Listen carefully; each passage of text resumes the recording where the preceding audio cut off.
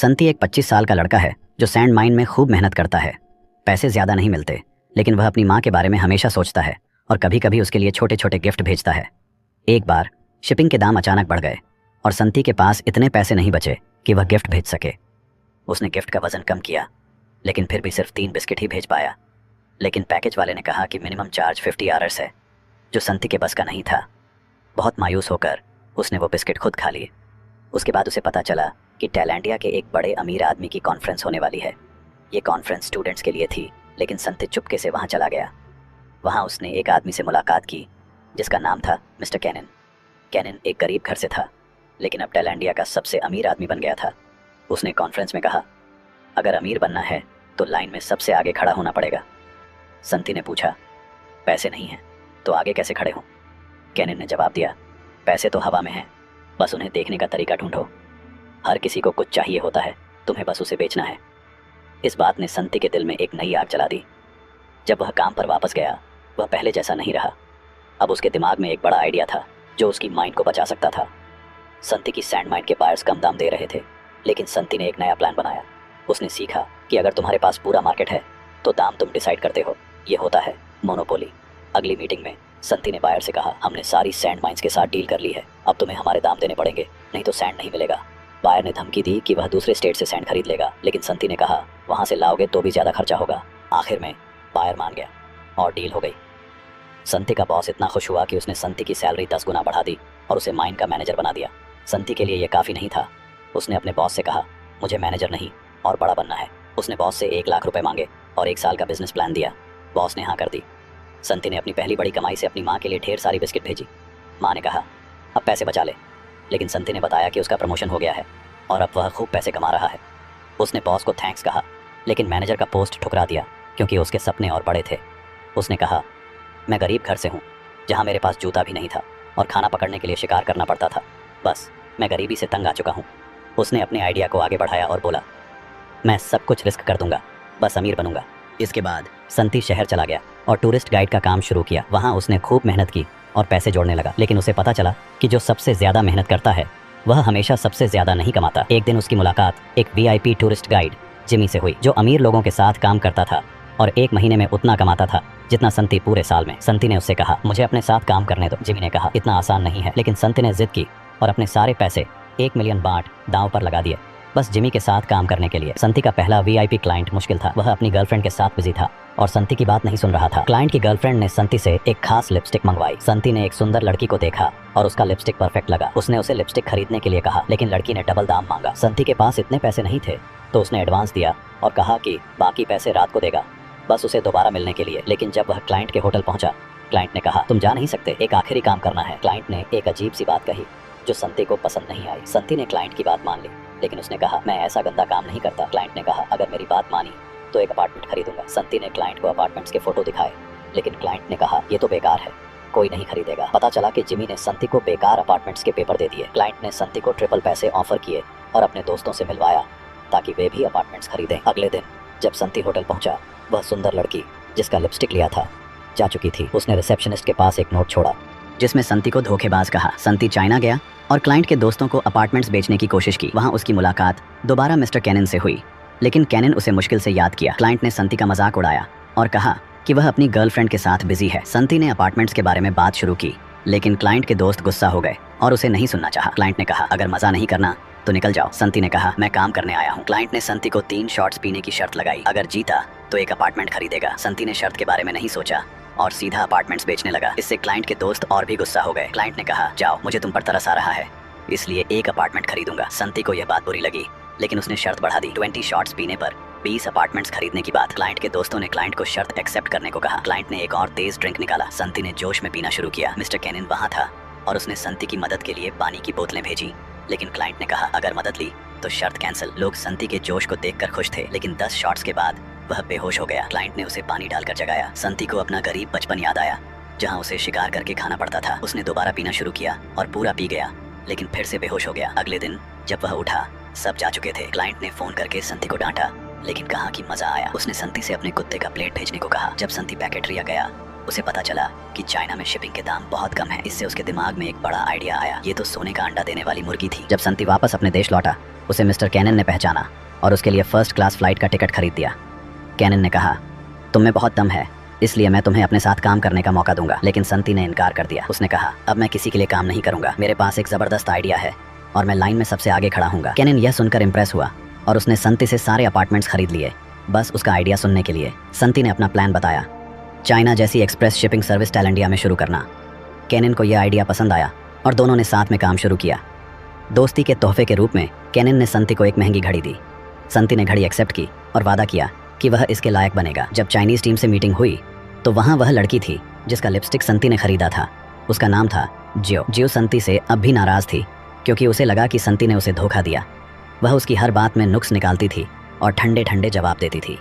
लेकिन बाकी team members संती के आइडिया में इन्वेस्ट करने के लिए तैयार थे, पर चाइनीज बॉस को यकीन नहीं था कि संती इतना बड़ा प्रोजेक्ट चला पाएगा। संती ने अपनी कहानी सुनाई।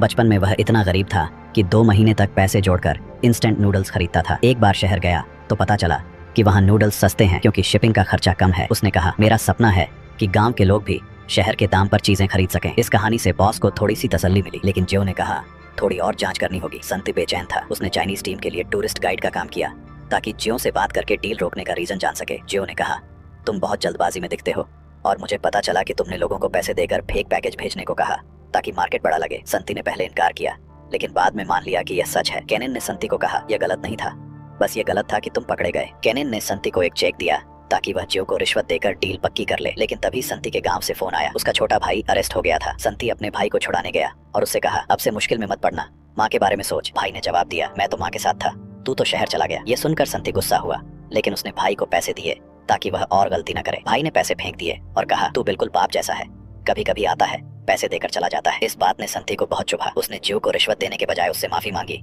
और एक और मौका देने की गुजारिश की। अगले दिन मीटिंग थी। संती ने शैंपेन खरीद ली थी लेकिन दिल में डर था। मीटिंग में जियो ने खुशखबरी दी, डील पक्की हो गई। थंडर एक्सप्रेस के लिए 50 ब्रांचेस खुलने वाली थी। संती ने अपनी टीम के साथ जश्न मनाया। कैनन ने भी उसकी तारीफ की। बाद में संती ने अपनी माँ को फोन किया लेकिन उसे बताने का टाइम नहीं मिला। अगले दिन जियो अपने देश लौटने वाली थी। संती ने उससे पूछा, तूने डील क्यों अप्रूव की? जियो ने कहा, हर कोई दूसरे मौके का हकदार है। संती खुश हुआ और उसका नंबर मांगा। जियो ने नंबर दिया लेकिन कहा, सिर्फ काम के लिए बात करना, मेरा बॉयफ्रेंड है। संती ने फिर भी उसे एक गिफ्ट भेजा और लिपस्टिक के बाकी पैसे भी चुकाए। इसके बाद संती ने अपने बाप से नाता तोड़ने का फैसला किया। वह उसके पास गया और अपना पुराना घर खरीद लिया ताकि माँ और भाई का ख्याल रख सके। उसने कहा, अब मैं आपकी जरूरत नहीं हूँ। काम पर वापस आने के बाद संती ने मजदूरी शुरू की क्योंकि वह ब्रांचेस जल्दी खोलना चाहता था। लेकिन जियो ने बुरी खबर दी, केनिन ने कंपनी में ज्यादा पैसा लगाया और संती के 19% शेयर्स को 8.9% कर दिया। केनिन ने यह सब अपने बेटे को कंपनी का हेड बनाने के लिए किया। संती गुस्सा हुआ लेकिन उसने हार नहीं मानी।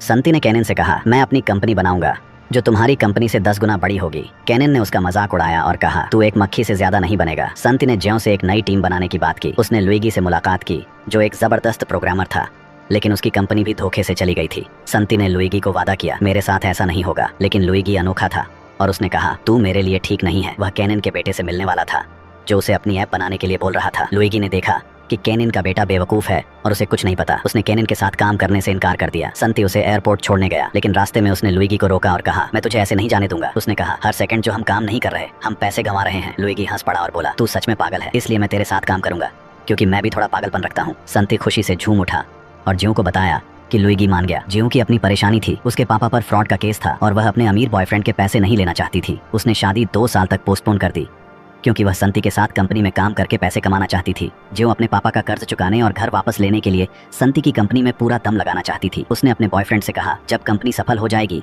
तब शादी करूंगी। संती और लुइगी ने अपनी टीम बनानी शुरू की। लुइगी बहुत चुनिंदा था, वह अजीब से सवाल पूछता था ताकि देखे कि कौन प्रेशर झेल सकता है। जो भी इंटरव्यू के लिए आई उसने कहा, मुझे सैलरी नहीं, कंपनी के शेयर्स दो क्योंकि मैं सब कुछ दांव पर लगा दूंगी। लुइगी को यह आइडिया पसंद नहीं था लेकिन संती ने कहा, वह हमारी तरह ही डेस्परेट है, इसलिए वह काम करेगी। केनिन अपने बेटे पर प्रेशर डाल रहा था कि वह जल्दी काम करे, लेकिन उसका बेटा आलसी था। संती की टीम ने एक बिल्डिंग में काम शुरू किया जहां लुइगी ने अपनी टीम से कहा, तुम्हें 3 दिन में ऐप की पहली इंटरफेस बनानी है। ये बहुत मुश्किल था लेकिन लुइगी एक सख्त बॉस था। संती और जियो इन्वेस्टर्स ढूंढने के लिए हर पार्टी, मीटिंग या किसी भी जगह जाते थे जहां अमीर लोग होते थे। उन्हें यकीन था कि कोई ना कोई उनके आइडिया में पैसा लगाएगा, लेकिन कोई भी नई कंपनी पर भरोसा नहीं कर रहा था। फिर भी संती का हौसला नहीं टूटा। उसने कहा, कहीं ना कहीं एक अमीर आदमी हमारा पोटेंशियल देखेगा। लेकिन तभी केनिन की कंपनी ने अपनी कंपनी लॉन्च कर दी। वह संती के आइडिया का इस्तेमाल करके उन्हें पीछे छोड़ना चाहते थे। केनिन की कंपनी ने संती की कहानी को अपना स्लोगन बनाया जिससे संती गुस्सा हो गया।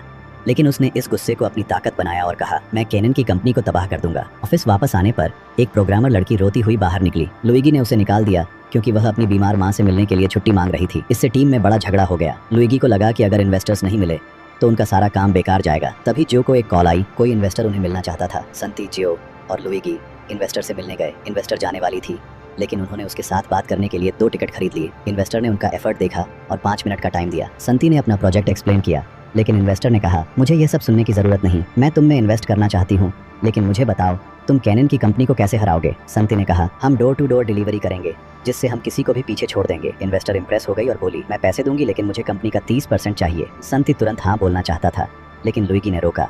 लुइगी ने कहा, 30% देना मतलब कंपनी बेच देना है। संती ने इन्वेस्टर को सिर्फ 15% ऑफर किया। इन्वेस्टर ने कहा, ये काफ़ी नहीं है, और चली गई।